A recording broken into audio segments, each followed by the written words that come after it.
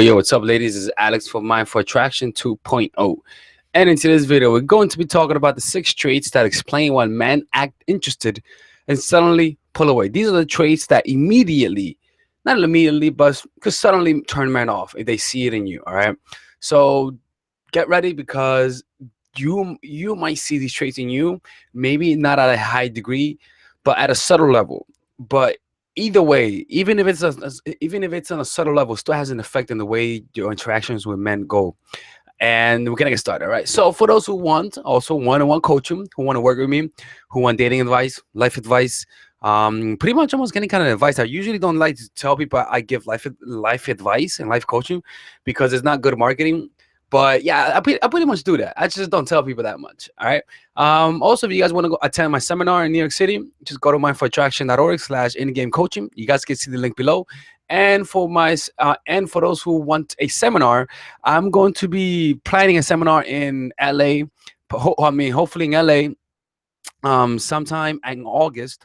All right, so just keep that in mind, and I'm gonna see how the first seminar goes, and then after that, we're gonna keep going and see whether we'll continue this. All right, so let's get started, yo. All right. So here we go. All right, so there are many different types of personality traits in women that we could call anti-seductive in nature, like Robert Greene calls it. But what brings them all together, what binds them all together, is one key quality. All right, and that's insecurity. That's pretty much the main quality that encompasses most of the unattractive traits in women, men in general. But let's talk about you guys, since this channel's for women. All right. So the insecurity is what makes you also interpret ambiguous acts as a hit to your ego.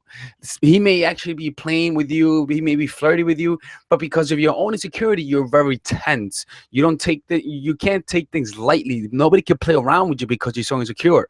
And it really makes you notice that people in your life that you're not able to joke around with, who are always angry, who always look like they have a lemon face. You know what a lemon face, when you take lemon, you eat it, and you're like that, right?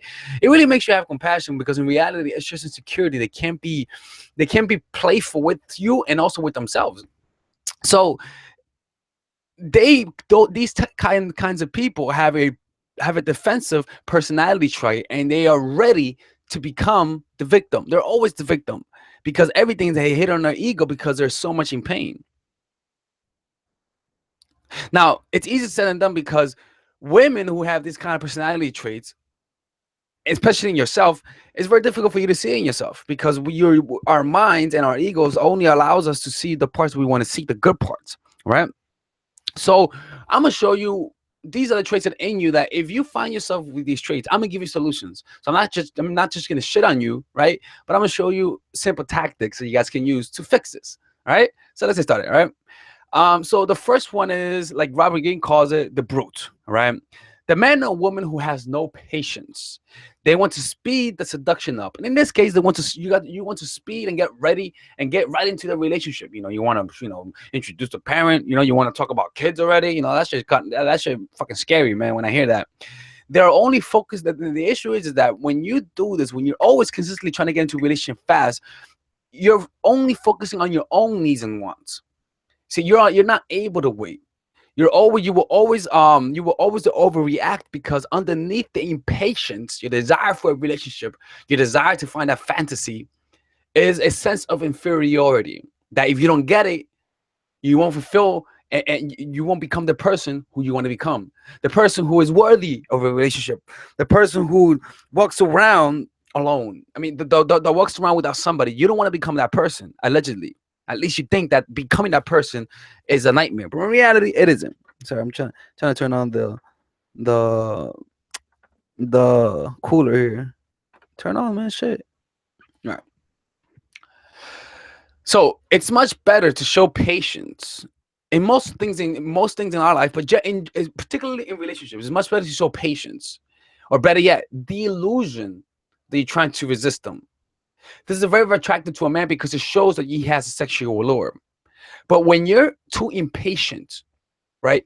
When you're consistently trying to speed things up, it just means that you have no control of your emotions.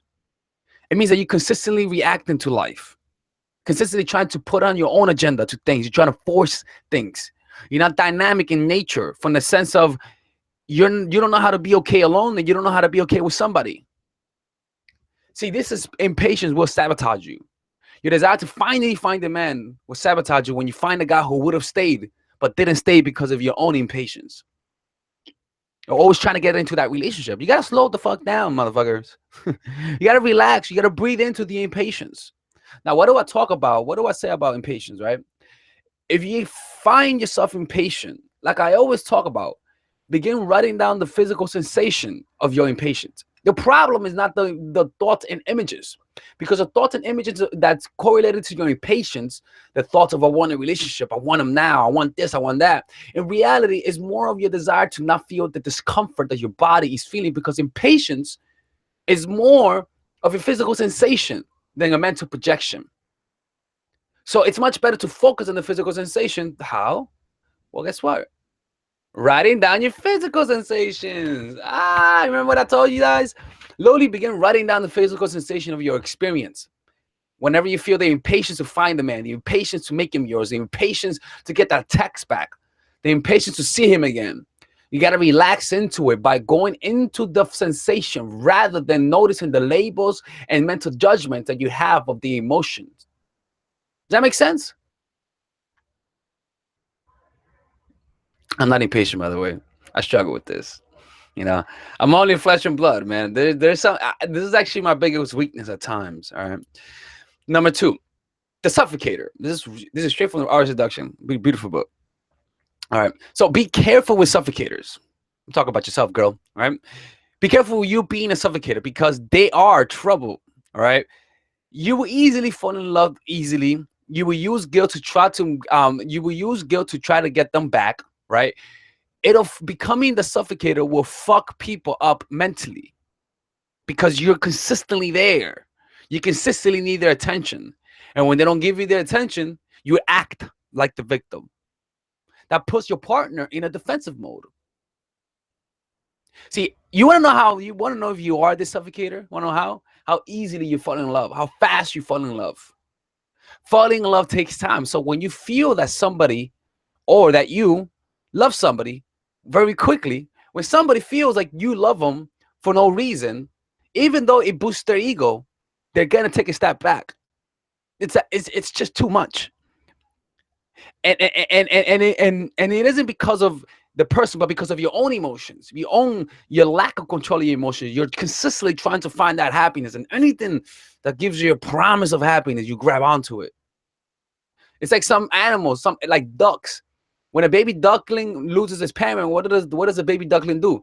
It'll try to find refuge in any species, even if it's another species. It'll try to find a parent because it needs somebody to help protect it. So that's what happens when you are not in control of your own emotion, when you're consistently walking around in pain, feeling pain of life, consistently regretting the past, trying to change your future through things. When you consistently live in this world of your own little fantasy that you believe that finding a guy will make you happy. As soon as you find someone, it's going to be very difficult for you to let go, even though they're toxic for you and even though they don't want you. You'll try to force the issue. You consistently try to imitate their ideas. You consistently try to become them. Every time you're in a relationship, you change your taste and interests simply to satisfy them. You're never really yourself. You're not yourself with yourself because you hate yourself. You don't like yourself. You can't feel comfortable around yourself. So as a result, you try to be somebody else. You're trying to find yourself vicariously through somebody else. And that's dangerous because the guys that feed into that, the guys that enjoy that type of woman are toxic in nature. See, they will either pull away or they're going to stay. And if they stay knowing how you are, they themselves are pretty toxic to you. And you don't want that. So these are the signs in the woman that men find repulsive, the suffocator. No matter how beautiful you are and how sexy you might be, if you suffocate a man with too much attention and unwarranted admiration, he will pull away. Number 3. By the way, today I took my notes. Look, what I'm gonna start doing today is I'm gonna start making one video a day, by the way, because I know I'm very impulsive, very impatient with making videos, and so I make videos without taking notes, right? So right now, I'm gonna start just making one video a day, and just focus on that video and take good notes and see how that goes. All right. So it's gonna be like 7 videos a day, 7 videos a week, and also they're gonna be live. Look at that, right? Isn't that dope? They're gonna be live, right? So number three, I believe this is number three, right? La la la. Let me see. Number three, the moralizer, right? The moralizer, the ones that their shit don't stink, right? They attempt to put you in their box. You know, now the moralizer in your case is when you have a little fantasy about the dream guy, about the dream relationship, and you're very rigid about that. Your rules are very strict about what you believe a good relationship is and what you believe the right man is. And when you find a guy and you feel like you cannot find another guy, what you do then, you try to of you. They attempt to put you in their own box as if they believe things as they believe things should be, and they judge you for it, and they judge you for not meeting those standards. They try to change you because they believe that's what's best for you. That's what you tend to do with some guys. If you see this quality in yourself and you're consistently trying to change a man, then you got to learn how to take another step back. You better introspect yourself and become more self-aware of what's motivating those actions. Sure, you might convince him in the short term with your desire to change him. You know, you should do this. You should stop doing that. You should stop hanging out with him. You should stop you should stop watching Alex's channel. You know, but in the long term, he'll resent you, and you get the opposite of what you came for, because he's gonna pull away. Trying to change a guy is the last thing you want to do. If you want to change a guy, you first be the change. You take the lead. You first change yourself. Not because you're doing it because you want him to see that you change it, because then he's gonna notice, but rather through an intrinsic desire to actually change that's devoid of extrinsic motivations. Something that comes from you rather than a reaction to your environment, which in this case wants you to change the guy. He's still gonna resent you if you change for him, because your change will not last, and he's gonna notice it. This also goes with parenting, man. Like the parenting, this happens a lot in parenting. Number 4, the talkative woman, the argumentative. Do not rely on words to make a man chase you. Don't rely on promises, because promises are easily broken. What makes a man chase you is what you don't say, and the subtle looks, the ambiguous words, the physical allures, and the ambiguous actions, the indirect words, the things, the innuendos, the things that can mean one thing but can mean another. That's what makes a guy interested. It's the subtleness, not the directness of things. Rely on your words. If you continue to rely on your words about trying to change them or about wanting relationships, direct words, then you're going to lose the mystery, because he's going to know everything about you. So rather than saying that you want a relationship with him, right, being direct and say that you just want to be friends with him, friends on him. You see, because being direct doesn't work for the most part. If you want him to go to the gym, rather than telling him directly to go to the gym, you go to the gym. Take your ass to the gym, because that's more indirect. You become an example for him. In life and in general, direct attacks are always subject to misdirection, always subject to somebody who's smarter than you, to an opponent that thinks more clearly than you. And if you continually rely on direct attacks, direct ways to get your ways in life, then you're going to take the path that everybody takes. And guess what? Most people are unhappy in life and in their relationships. So don't talk too much. Quiet down a little bit. Don't reveal too much of your personality. Don't reveal too much about what makes you about what triggers you. Don't reveal too much about what you fear. Leave that unknown, so that he could guess it, so that he can be walking on eggshells, not knowing what makes you happy and what doesn't. And I'm not saying that not to let him know what makes you happy, but don't give him too much, because then he's gonna know how to manipulate you. And also, there's also those people who are argumentative. Talking doesn't just mean revealing too much and removing the mystery, but also arguing. Did you know that this year there was a lot of breakups because of politics? There's a reason for it, because politics breeds arguments. And when you argue with someone, even though you might win, you don't win, because you're gonna make them resentful. The battle doesn't mean you're gonna win. The battle doesn't mean you're gonna lose. You're gonna win the war. On the contrary, if you're someone who consistently tries to win little battles, it means that you will lose the war, especially if you're going against somebody who's smarter than you, could think ahead. Number four. So if you're talkative, by the way, if you're talkative and you're very argumentative, you want to observe yourself, because in reality, what's going on is that there's resistance inside of you. There's a lot of pain. There's a lot of defensiveness. So you want to use the strategy of writing down the physical sensation of what it is to feel defensive and become aware of it. And notice, and rather than labeling the emotion of defensiveness, you just see the physical sensation of it. And you see it in its raw and unfiltered experience. Does that make sense? Number five, I believe, is number five, right? No, this is number five. Yeah, I think so. Let me check. Yeah. No, number six. Sensitivity. Sensitive women consistently analyze your words by seeing it through the eyes of their ego. Women who are too sensitive drive men away with their inappropriate reactions and unformed assumptions that's not based on facts, but based on their own insecurities. You can't really seduce or be flirty with women who are too sensitive, because they may overreact and you might offend them. I've had women like that. They're just too sensitive. You can't be cool around them. You can't have fun around them. They're always consistently nagging. You're always consistently fucking getting offended. Oh, I can't believe you said that. I'm like, oh, you better fucking believe it. That's horrible to be around somebody like that. If you're too sensitive, that just means you have pain inside of you. I'm not talking shit on you. I'm just saying that's what tends to happen. There's pain. There's some pain that you're trying to avoid feeling. You're trying very hard to create an environment where nobody could touch that pain. Rather than removing the pluck out of your arm, you try to create an environment where nobody touches it. You try to find a house that doesn't fuck.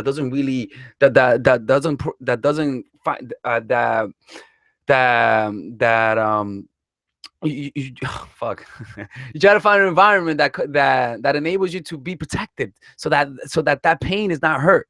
You're not really finding a solution. You're just finding a temporary aid. And so that means controlling people, trying to control your environment. Don't say this around me. Don't you say this around me. And so you're consistently trying to look for ways to avoid feeling pain. And guess what? You're consistently on the defensive. Easily you can snap. And you think is the crazy part, because when you're sensitive, you think you're right.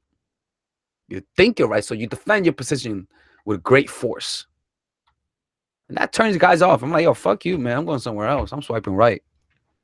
I'm swiping left on your ass. And the sad part about this is that it's something that's very common. Women who are very sensitive. And it's encouraged. Again, look, I understand women, they have hormones and all that sort of stuff. But generally, though, that's something like women, they have to work on that. Being able to take jokes. Let me tell you something. Being able to take a joke and not being sensitive is a masculine trait that men find attractive in women. A lot of women, when they're too feminine, they're just able to get the guy's attention and they'll pull away. That's what happens when you're too feminine. It's the women who have a masculine side to them that keeps the guys interested. It's that simple. But when you're too feminine and you have no trait of masculinity in you, you're just gonna be someone who's going to get the guy's interest and then get the guys to pull away. You gotta have some masculineness, because that's how guys form that friendship with you. That's how guys form that bond. They're like, oh, watch, she's not just a girl, she's like my friend. And most guys relate more to friends to male friends. All right. The last one, the prideful woman. Oh, Lord in heaven, I am a woman, and because I'm a woman, he's the one that has to make the move. Because I'm the woman. And don't you dare say it otherwise, because Oprah told me so. Dr. Phil told me so. This kind of pride will make men pull away from you, motherfuckers. All right. It's a pride that doesn't engage in a give and take dynamic in the relationship. It doesn't give that give and take, because it's more from the perspective of, I'm the woman, so you better make that move first. If you want me to give, you better give first. This type of woman would demand that you give in to her first, or make the move because she's the woman. It's an unhealthy sense of entitlement. It's rooted in an inferiority complex. This is even worse if you're prideful for no reason. If you're just prideful because of your looks, you're fucked, man. I always say compliment a woman about what she's born, about what she worked for, rather than what she was born with. Even worse, do not be prideful of anything. Pride is horrible. See, I'm a lot of times when you're either pride and shame are both equally unattractive. Pride and shame. Shame could be a little bit more relatable, but pride is extremely atrocious. Extremely atrocious. So what I like to do is I like to observe where I derive my pride from. I like to observe where I derive my self-esteem from. And contrarily, and on the other side, I like to observe where I derive my my shame and my sadness, and I like to disidentify from them. I like to experience them because we all just want to disidentify from the negative things, but not for the positive things. But little do we realize is that the negative things are in the same flow with the positive. Because once you lose a positive, once you lose those things that you find pride from, when you derive your pride, like my YouTube channel, as soon as that leaves, guess what's there waiting from you? The dark side of things, the sadness, the shame. So in order for you to literally become liberated from that mind-made prison, you have to liberate yourself from what you pry yourself into, and that means letting go of your ego. Now, it's easier said than done, but it is easy. Why? Because all you got to do is just observe the physical sensation of pride. Don't observe the mental projections of pride. Observe the sensation of pride. I'm telling you, look, man, I know I talk about this a lot, but there's a reason for it. There's a reason why I talk about the same concept consistently, because that shit works. That shit fucking works. That is how it's done. That is how you're able to liberate yourself from the pride, by observing the physical sensations. We're consistently noticing and observing the mental projections and the thoughts that arise from the body's reaction to the physical sensation. And we never really go deeper into the experience. In order to experience the raw and unfiltered experience of whatever pain you are feeling, you have to literally write down the physical sensation of that experience. Literally. Chest, this part feels tight, this part feels tight, this part feels tight. Suddenly, as you noticing the sensation, you return and you're like, oh, wait a minute, I'm more looser now. It's like it's not tight anymore. Guess what? If those things if it's not as tight as it used to be now, is it really that emotion now? It isn't. Now the only thing that's left is just the residual thoughts that are not being energized by the physical sensation. And they'll slowly go away, and what you're left is with a relaxed body, with peace. There's no agitation there anymore. It's a simple concept, and yeah, it'll return, but slowly but surely, those thoughts are not gonna have that fuel, which is the desire to not feel that physical sensation because you're labeling it as an emotion. It'll slowly leave away, and that quality will just go away. And that applies to every single quality that I talked about. All right, it is how it is. It's a very, very, very simple thing to do. All right, that's how it's done, man. If you guys want one-on-one coaching, just go to mindfulattraction.org/coach in the pocket. I'm telling you, my coaching sessions are the shit, man. I'm telling you, I don't like to brag, and I don't like to be prideful, but I'll be prideful for this one case. If you guys want to attend the seminar, just go to the link below. Mindfulattraction.org/events. You guys will be able to get sign up for the seminar in New York City. I may be going to LA soon. Who knows? All right. So let's read some of these comments. All right. Let's look at this. It's a lot of people today, man. A lot of people watching it. It's like 122 people. I feel proud of myself today. Let me see. I'm at the WeWork office. I'm in my office today. Right. All right. Let's look at this. I'm reading some of the comments right now. So yeah, that's the thing. For those who know, I'm making videos once a day right now. I need to catch up with making notes on some of the older videos. I need to catch up, man. I need to catch up because those older videos don't have those notes, and it affects my views. It really does. So I gotta slow it down. Unless some of you guys are willing to donate some notes, some nice detailed notes, like you'll see the example in this video, like those kind of notes. Then I'm gonna have to just keep going back to them, whatnot. Yes, for those I'm reading a note that said the anti-seducer traits are from the art of seduction. Yep, I just put my own little twist to it, to women and whatnot. Um, Let me see. What happens when they're ghosting you? Still let go of pride? I messaged after 1 week no contact, and his response was uncharacteristic of him. Okay, so yeah, if a guy pulls away, observe the emotional pride. So you guys just observe the emotional pride, do the tactic that I teach, and then take action. The action that you take after you disidentify from the emotion of pride, which is insecurity, the action will be right. So just wait a week, text him. If he doesn't respond or doesn't respond enthusiastically, then make your choice logically. Do you want a guy like that, or do you just want to move away?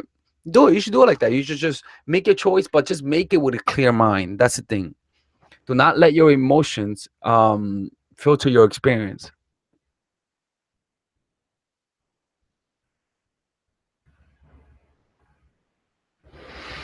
Why did I cut my hair? I told you my barber fucked up. Not my barber, but some random asshole. Um, are there other dating techniques than push pull? Yeah, man. Watch my videos. I'm reading the comments. I have a whole bunch of that's hot and cold. There's just a shit ton, man. You gotta watch the videos.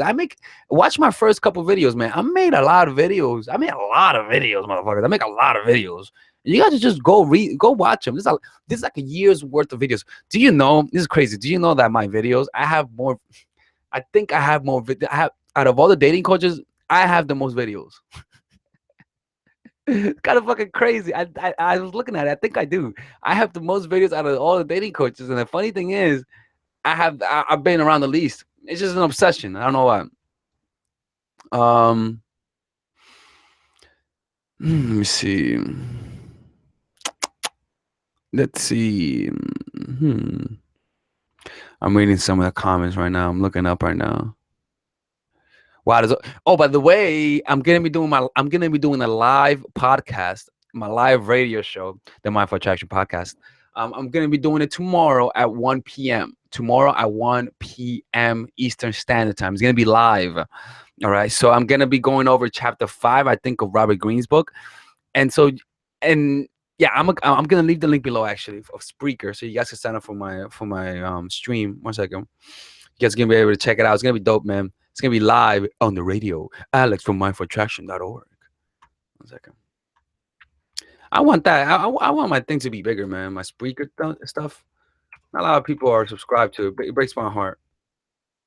I have 52 followers, man. I need 1,000 followers on that. There you go. This is you guys are gonna get the live stream of that when that comes out. It's gonna be live again. It's gonna be live. So I want you guys to check it out. How do I come back from shameful situation with a guy you like? Well, man, I mean, damn. You gotta face it. First of all, you gotta face the shame, man. You have to face your shame. You gotta go in there mindfully. There is no right way to do it. I mean, you just gotta go in there mindfully, man. You just say, look, man, that one thing that happened, that was fucking embarrassing. Just go in and just face it. There's no tactic for this. There's no fucking tactic. You just gotta meditate to it and just face it full on and just take right action. Trust me, there's no tactic to it, man.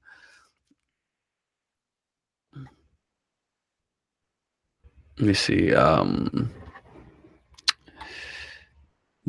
la la. Reading comments. Male view on shy women. Nah, shy women are good. I don't mind shy women. I'm pretty social, so I could keep a conversation going for a long time. Why would a guy ask, "Let me know if you want to hang out," instead of straight up asking? That's just maybe you're rejecting them. Maybe they just got rejected and they're afraid of getting rejected. Let me know if you want to hang out. I mean, they're just being polite, man. Or they might be afraid of rejection. Either way, let them know. Let a nigga know. All right, come on. What happens if he is super friendly, later pulls away, then just stared from afar? He's just a fucking creep. Oh man. Can you do another video on push pull hot cold technique? Man, girl, I made so many videos on that. Christine, look, man, if you haven't, go look at my channel on the last video, in the first couple of videos. There's a lot of videos on push pull. You gotta watch it, man. I made so many of them. It's outrageous. So you first go check them out first, all right? And if they're unsatisfactory, which I fucking doubt, then let me know. But just go check them out because those are like the bomb.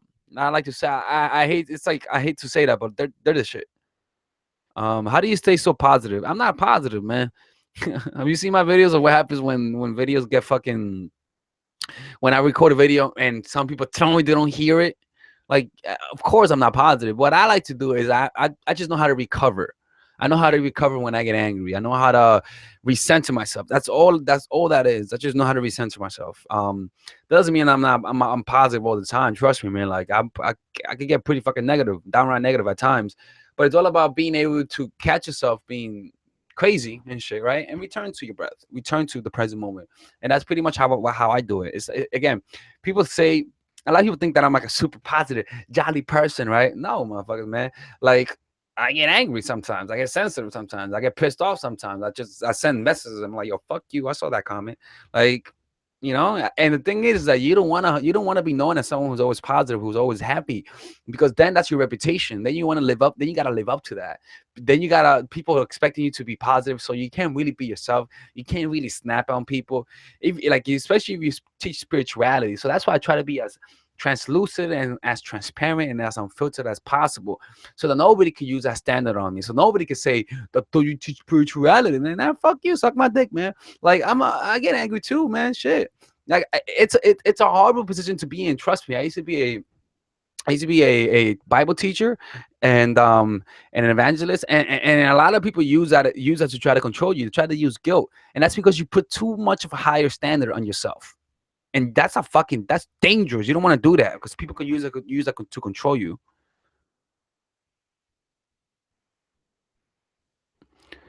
La la la. Do you make videos about hookups? Yep, I make videos about hookups. You gotta go check it out, man.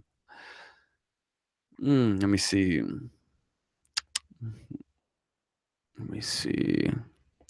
What are examples of neediness, girl? Man, there's a lot of examples of neediness, man.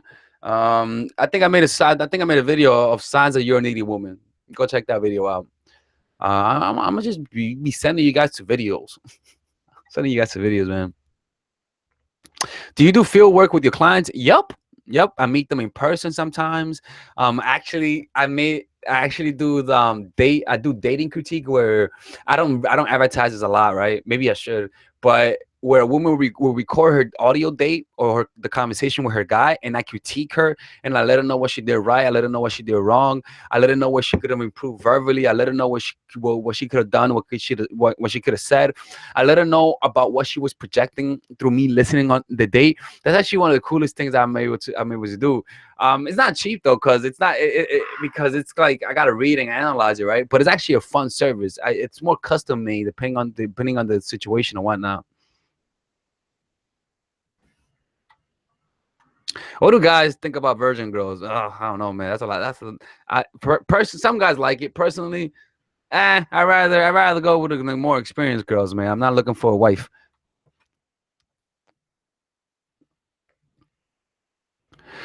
Seeing how you know your shit too, do you think that the reason we remain single is a result of those who cannot do teach? Maybe, who knows, right? Maybe I'm single because I cannot find a girlfriend. Actually, I cannot find a girlfriend because I can't find a girl that I could say, oh, I like her, I want to be with her forever. I can't, I don't find that. Um, so it's okay, nothing wrong with that. Um, let me see. Why are you so hot? Well, I mean, thank you for acknowledging that I'm hot rather than cute. No, I'm kidding. Nobody said that. I'm seeing things. All right. Let me see. What do you do if a guy lives far away and you're going to see him after 2 months of no contact in a seminar that you're both participating? What do? Look sexy, girl. Start, work out, make sure you're in shape, eat healthy. And you just be yourself, man. Just be yourself. I know it sounds crazy, but just watch the video on how to be more charismatic. You'll see, you know what I'm talking about. Just watch that video. If he's ignoring you to find another guy, exactly, man. Trust me, man. If a guy's ignoring you, then he's not worth it. What do you think of cheating? It sucks. Cheating sucks ass, man. Um, it's one of those things that it's inevitable. You're gonna be cheated on. And is that fucked up, right? It's inevitable, girl. Get ready to be depressed. You are gonna be cheated on. No. Can women subscribe to your male channel? Yes, they. See, that's how this channel started. With women were subscribing to my channel, and I was like, "What the fuck you guys doing here?" I'm like, "Go to Matthew Hussey's," and then they were like, "Maybe you should do a video for women." I was like, "Maybe you should go somewhere else." Until like after like the last one with one girl named Ella, she was like, "We should do a video for women." And I was like, "All right, let me just do one video," and then I'm here now.